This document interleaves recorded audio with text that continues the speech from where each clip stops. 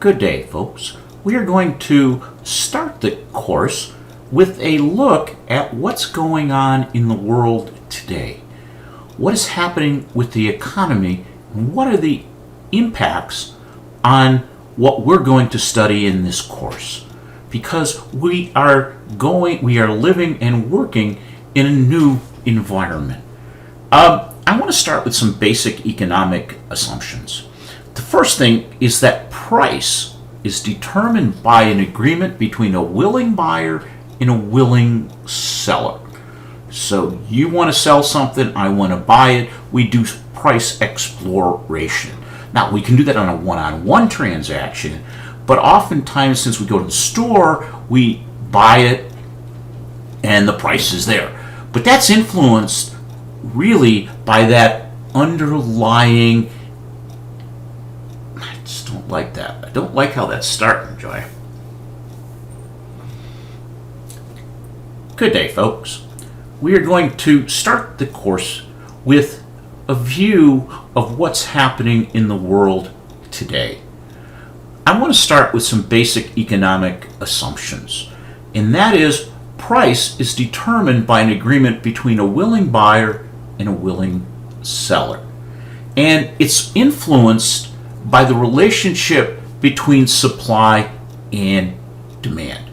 So if supply exceeds demand, price goes down. If demand exceeds supply, price goes up. And that includes products, services, and labor. Now, we've seen demand exceeding supply very recently with toilet paper, hand sanitizer, wipes, and now into meats and chicken. Food prices have gone up because there's the demand. In many cases, supply exceeds demand and prices go down, such as what's happening with oil today. So we're seeing this mix. We'll talk about it a little bit later, but we're seeing this law of supply and demand happen today. And this has implications for the firm, for the employer, for the employee.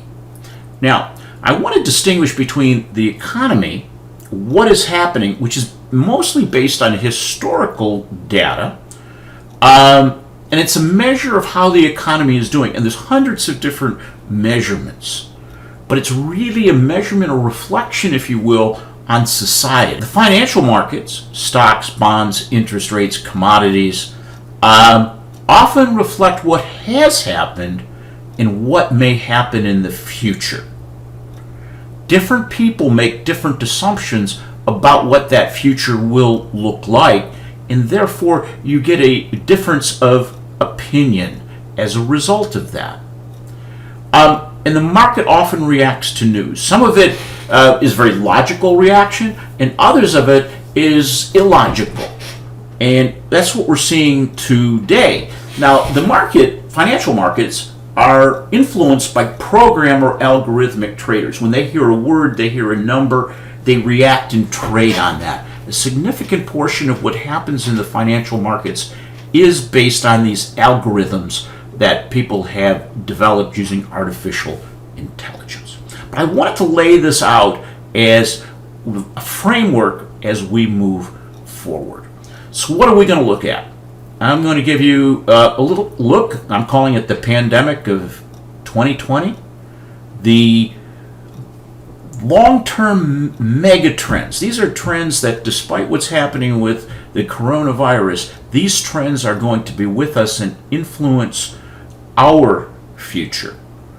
We'll take a look at the economic measurements, forecasts, and then we'll take a look at policy impacts. Then we'll take a look at how does it impact you as an individual and the work we will do in this course. So let's just start. If we go back to the beginning of the spring semester, before our break, what we were seeing is slowing worldwide economic growth, including that in the U.S. Trade tensions between the U.S. and China, the U.S. and Europe, the U.S. and Mexico, U.S. and Canada, but there were trade tensions. Stock market was an upward trend. We're hitting new records. But the trend was a positive slope going up. We had historically low unemployment. We had low interest rates. And to some degree around the world, we had political instability, including our country. So this was the world before our break. Everything was just sort of going along just great. And then all of a sudden, in this distant land, there was this virus in Wuhan, China. Well, fast forward, we have COVID-19, which is a relatively new virus. You can be infected and be contagious 5 to 6 days before you have symptoms. The incubation period is 1 to 14 days. So if you're looking at this, if you didn't know when you were exposed, you could be exposing a lot of other people. It's highly contagious. It spreads through droplets, micro droplets of body fluids in the air or on surfaces.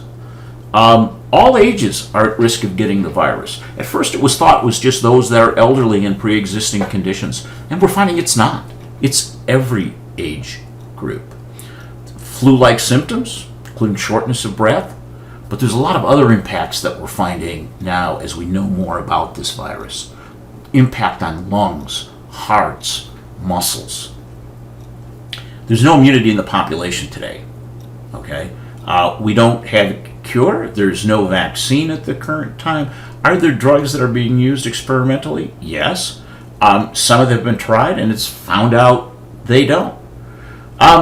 Being a little bit more scientific, and I'm not going to read this for you, but essentially this impacts with the lungs. That's where you hear all this stuff about respirators, is that it damages the wall and cells of various parts of your lung and your capillaries. And what it does is it damages them and just makes them thicker, and when it gets thicker, you don't get enough oxygen in and you can die. You can read that in the notes. The death rate, though, is significantly higher than the regular flu. We've seen that already. But I want to start taking it from here, and now let's try to look at it from a couple of different perspectives. There's epidemics, and that's when a disease is virus, bacteria, whatever, is actively spreading. And it's used to describe a problem that's grown out of control. That's an epidemic. We then move to a pandemic, is the geographic spread of the event. Okay, so it's not just spreading, but it's spreading around the world. I'd like that, knowing that we're in this pandemic, that's what makes it different than just an epidemic and the ordinary flu. I want to now move into a terminology called the black swan theory. And since Roman times, all swans are white was a fundamental truth. An exploration expedition to Australia, they captured 2 black swans, disproving the theory. So, black swans are rare events. They have an extreme impact, and they can only be predicted retrospectively after the fact. You can't expect them. I think we could see that today. None of us, no one, really saw this coming. There were indications, but it wasn't imagined. So this black swan event is a highly improbable event with 3 characteristics. 1, unpredictable. 2, massive impact. 3rd, after the fact, we concoct an explanation that it makes it appear less random and more predictable. The black swan, if you look at it, is catastrophic impact. That's what we have today. So, COVID-19, the coronavirus, novel coronavirus, all a black swan. Okay? What are the consequences that we're seeing? Health consequences, physical and behavioral health, both from those getting it, getting the virus, being exposed to it, those of us switching to remote learning, remote working, or not working at all. There's economic consequences, short-term and long-term. There's political consequences. So these are all major things that we're going to take a look at throughout the course in the next 6 weeks. Why are we talking about this instead of just using a book? Well, understanding will help you learn and grow and be better prepared for your future. Much of what's written in textbooks is going to be rendered obsolete by this black swan event. So we might as well try understanding it going forward instead of just looking at the history. Take a few minutes and talk about some global and U.S. trends. And I've always had this part of the introduction to the class, and I think it is going to be impacted by COVID-19. However, these trends are not something that's going to go away. There is a number of reasons why these trends will still be here and are still important for us to understand. Because if we can understand them, we can better manage them and prepare ourselves, our businesses for this. First thing, the world is interconnected. We have the internet, and everything is connected to each other. We're interdependent. We're interlocked as nations, individuals, as never before. Never before. And some of the impact of what we're seeing is because of this connection. Here's one that I don't think everyone pays a lot of attention to, but where are our food crops coming from? What about our plant genetic resources? When you look at this, you can see that food comes from all over. Globally connected through food.